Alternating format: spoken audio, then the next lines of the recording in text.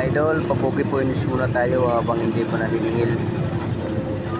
Kasi mamaya may ningil na naman tayo.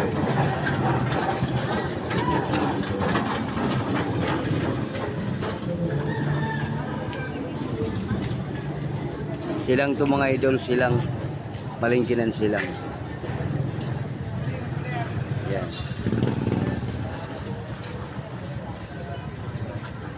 Araw kasi ng palingkinan sila ngayon, Martes.